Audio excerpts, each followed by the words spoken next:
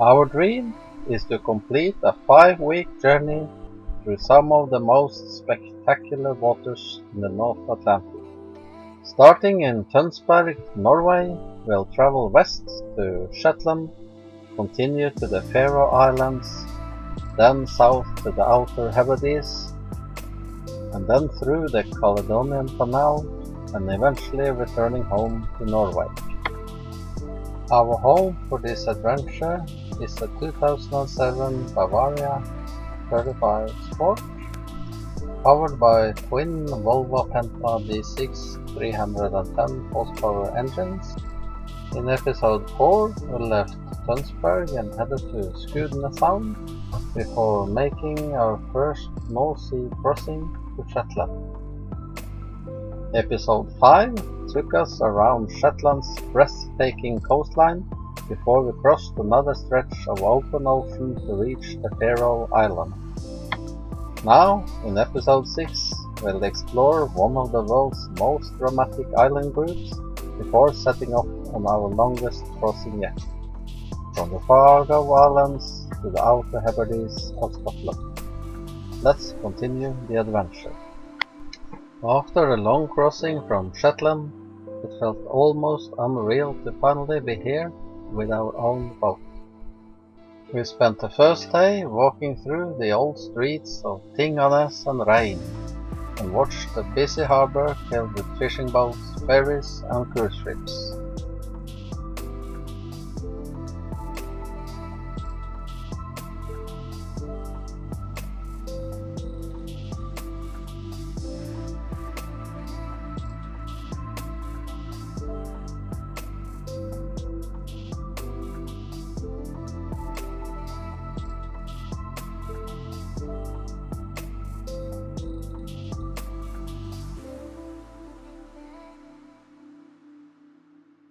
We also visited the Havnir which is a historic 16th century fortress built to protect Tórshavn from pirate attacks.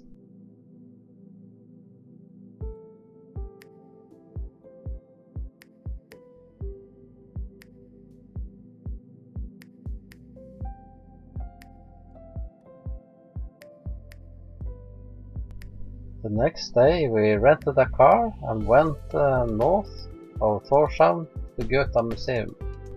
This collection of original buildings with their grass roofs give a good representation of how times of old would look in the islands.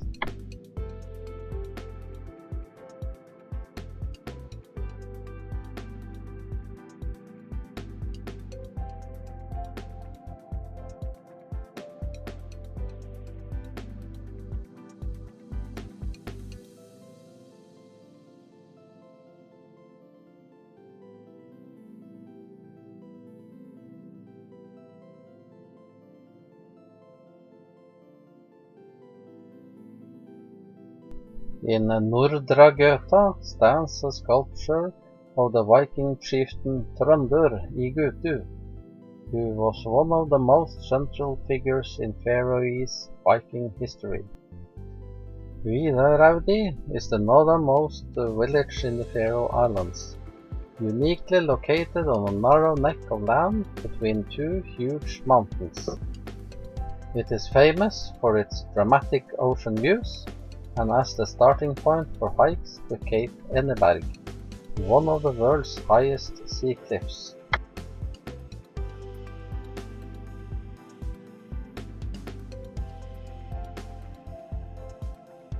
The historic village also features a beautiful 19th century church sitting right on the rugged coastline.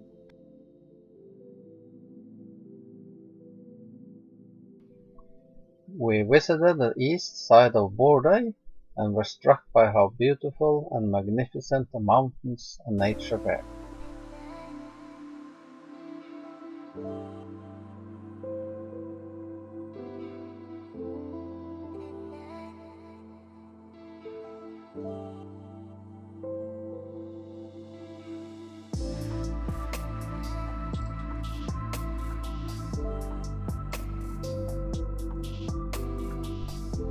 The next day we visited one of the most magical and dramatic places in the Faroe Islands.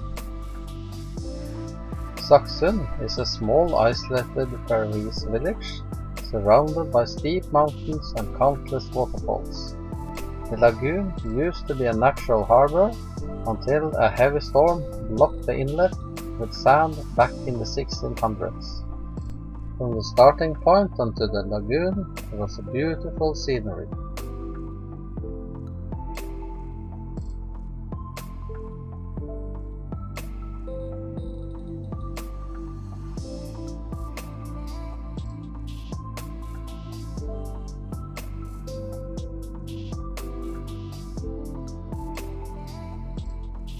The hike out towards the ocean is called Utalanda. It's a relatively easy and flat walk, but there is one crucial thing to keep in mind: the tide. At low tide, you can walk dry-shoed along the lagoon all the way out to the black volcanic sand beach, where it meets the wild Atlantic Ocean. We were lucky with the tide, but on the trip back to the car, we met some people that had to turn around.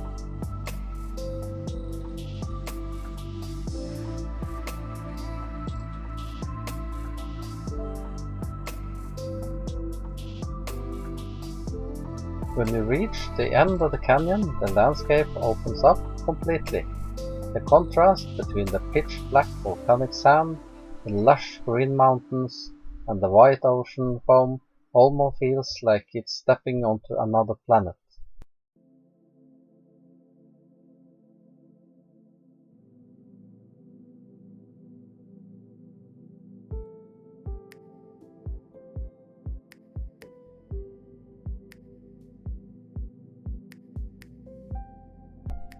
We were lucky with the tide, but if you want to try it for yourself, make sure to check the tide chart before you go.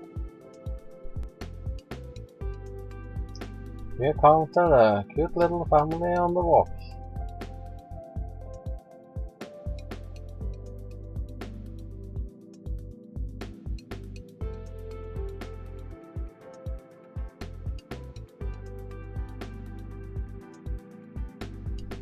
We also wanted to see the Raisin and Kelligin, which are two famous sea stacks located just off the northern tip of the Faroe Islands, right below the Eidsikolur mountain.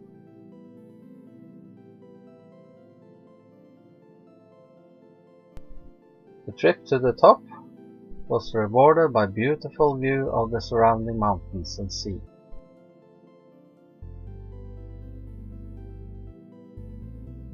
It's a spectacular view from the top, but it is a long way down.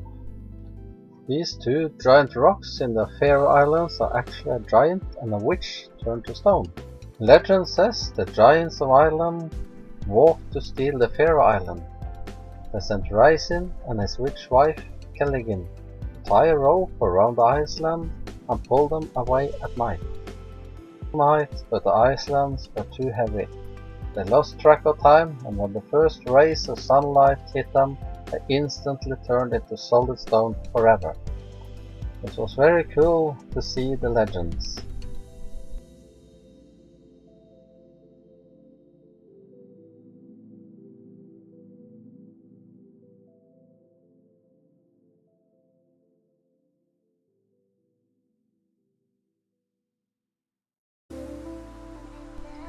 We visited the small village of Jøgve. It was surrounded by spectacular mountains and scenery.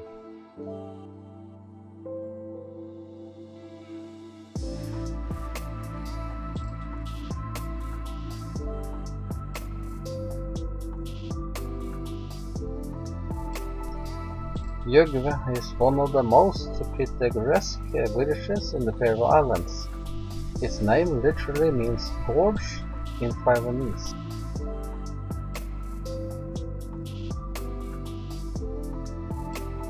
The highlight here is the stunning 200-meter natural sea gorge. For centuries, locals used this dramatic cliff canyon as a safe natural harbor for their fishing boats. You can just imagine how dependent the little village was on the harbor before the road came.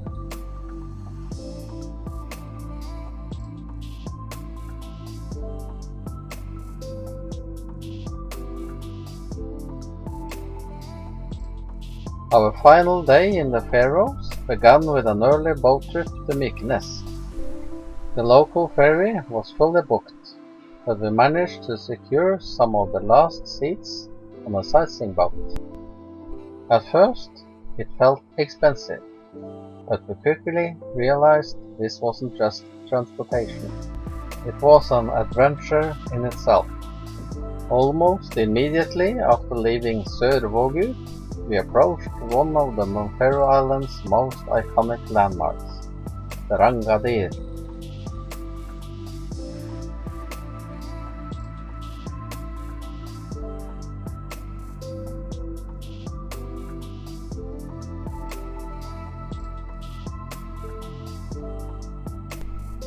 The captain brought us incredibly close to the sea stacks, giving us views you simply don't get from the regular ferry.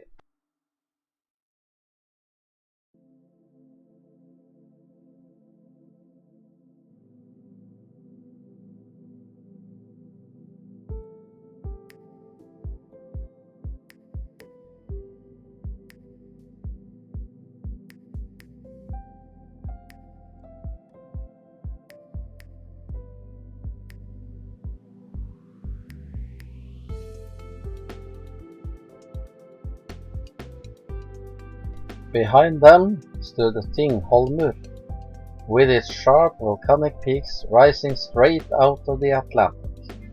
It was the perfect start to the day.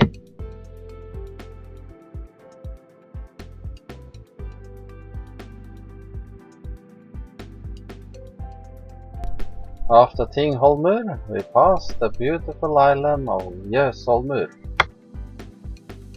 And then we approached the east side of Mykines. As we rounded the island, the tiny village of Mykines slowly appeared beneath the steep green mountainsides.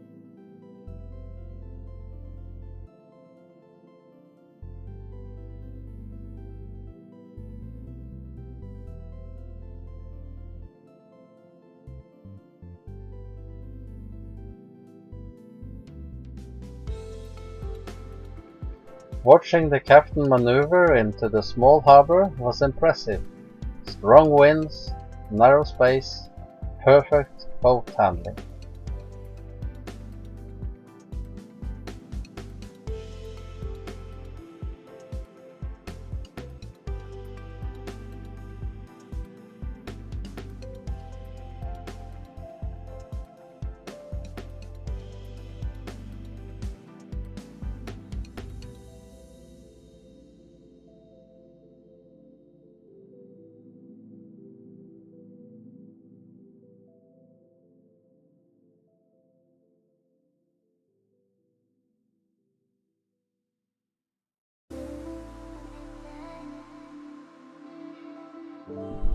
On Mykines, we walked through the small village, enjoyed the sunshine, and watched seabirds circling above us. After several wet and foggy days, the warm weather felt like a gift.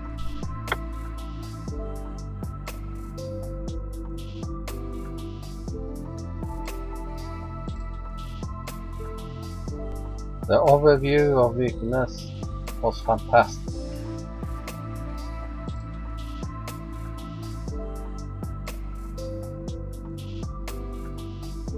The harbor was kinda like that in Jøgda.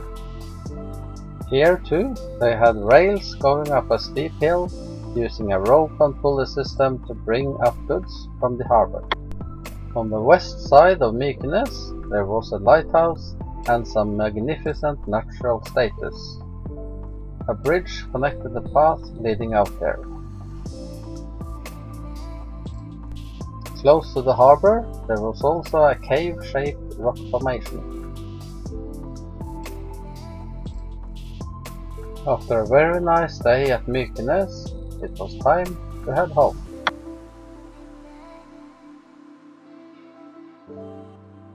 The captain had to be very skilled to get us out of this narrow harbor with the big swells.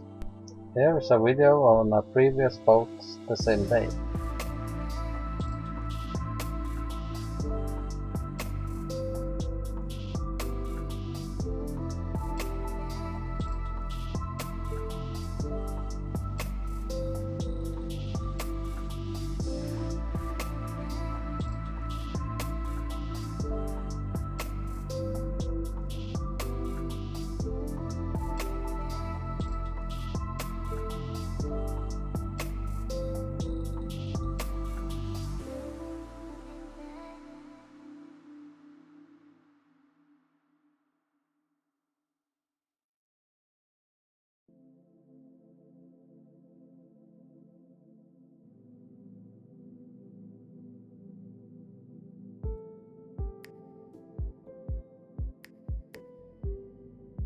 The trip back turned into another sightseeing tour.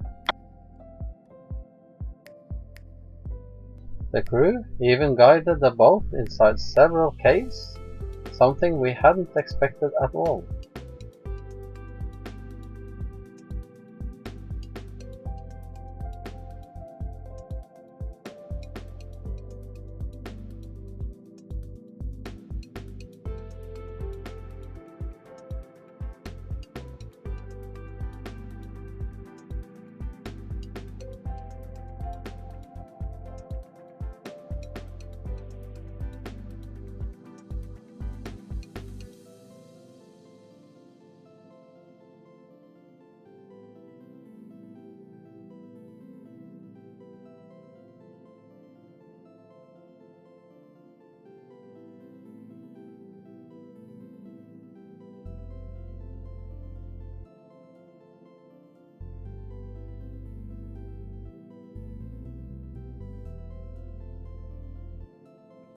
Here is the waterfall cascading directly into the ocean.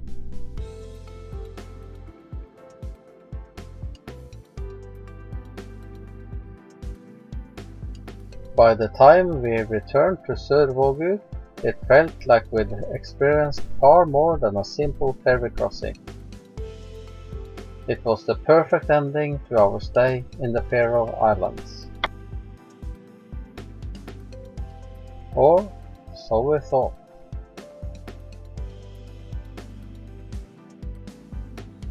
Back in Tórshavn, we checked the weather one last time. The forecast gave us two choices: leave the same evening, or wait almost 5 more days for the next weather window. There was still more we wanted to see in the Faroes, but there was also so much waiting for us in Scotland. The decision wasn't easy. Eventually, we chose to go.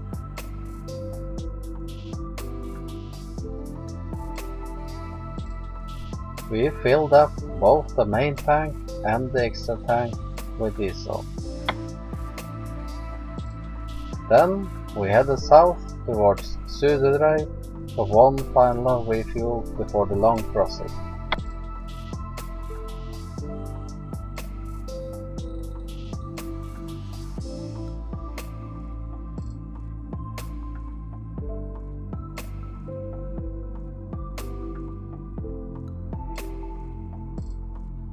As we motored slowly to get the right temperature to the engines, the local ferry overtook us.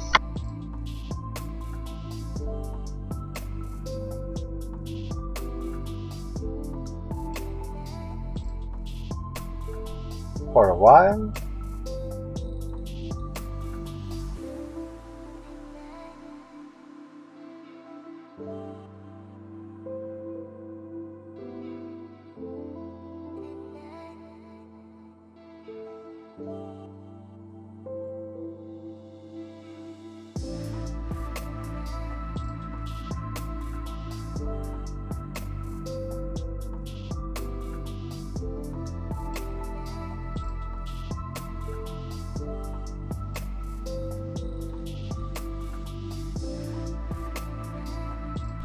Then, once everything was up to temperature, we slowly pulled ahead.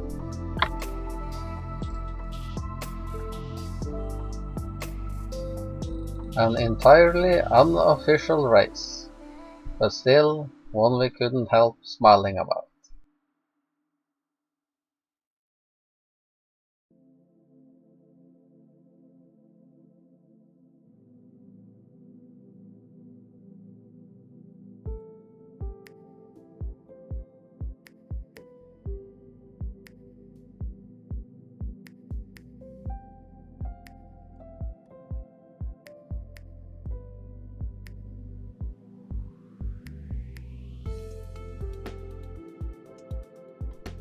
It was about 35 nautical miles to Suðuroy.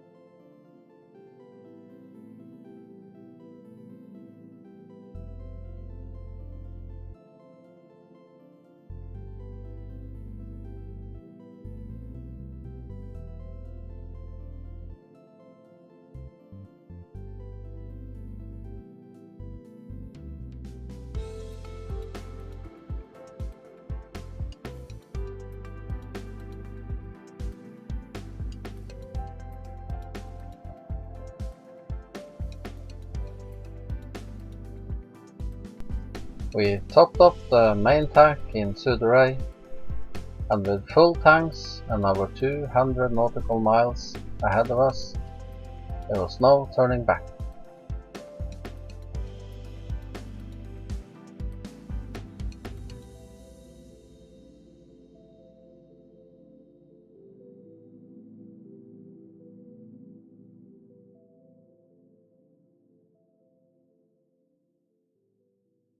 As darkness settled over the North Atlantic, we experienced something unforgettable, one of the most beautiful sunsets of the entire journey.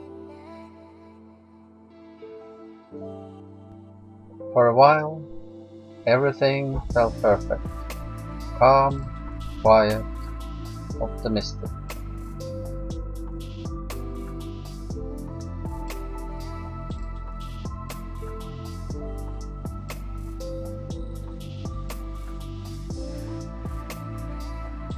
This was the first time we would attempt to drive throughout the night.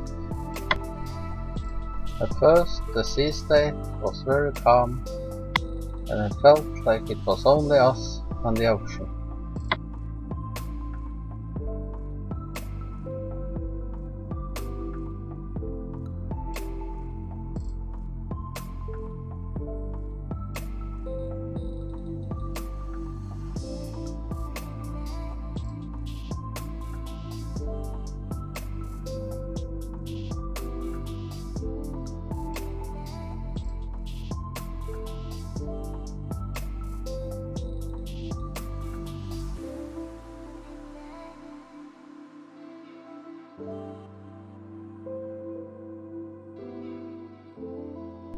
After a while, it got increasingly more dark. We had to rely on what we saw on the radar.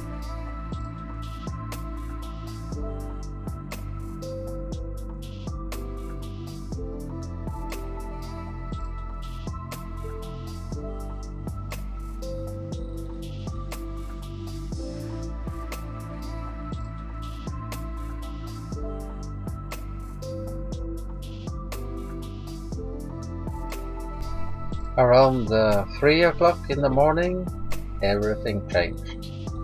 The forecast had suggested a moderate swell from the west. Instead, the sea became completely confused.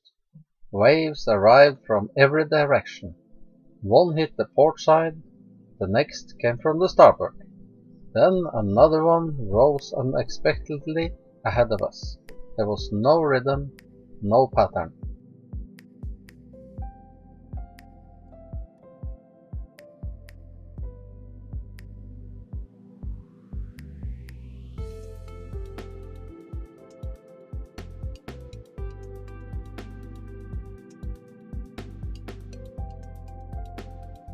Only constant impacts that demanded our full attention. We had to reduce our speed, 20 knots, then 19, sometimes even less. For hour after hour, every wave required another correction at the helm. It wasn't frightening, but it was exhausting. Not because the boat couldn't handle it, but because we couldn't relax for even a single minute.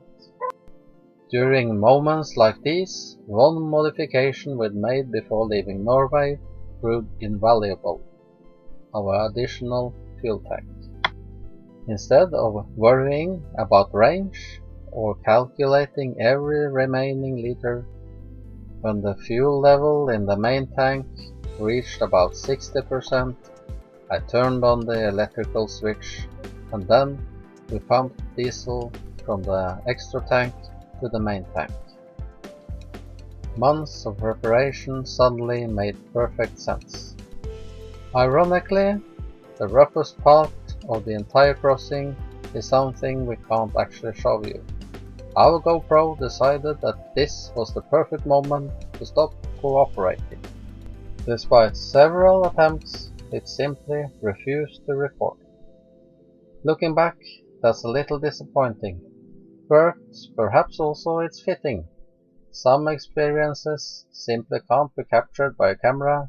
Sometimes the memories belong only to the people who were there. As daylight slowly revealed the northern tip of the Outer Hebrides, we expected things to become easier. Instead, steep wind waves greeted us one final time. And then, finally, Stornoway appeared ahead. After more than 13 hours on the way, around 250 nautical miles, and nearly 700 liters of diesel, we had completed another North Atlantic crossing. Completely exhausted, running on only a couple of hours of sleep, but incredibly grateful. The Faroe Islands had given us memories we'll never forget. The Atlantic had reminded us that every crossing demands respect. And now, a whole new chapter of our adventure was about to begin. Scotland. We visit St Kilda, the Chant Island, we walk on top on the Nevis, and explore magnificent beaches all over the Outer Hebrides. I hope to see you in the next episode.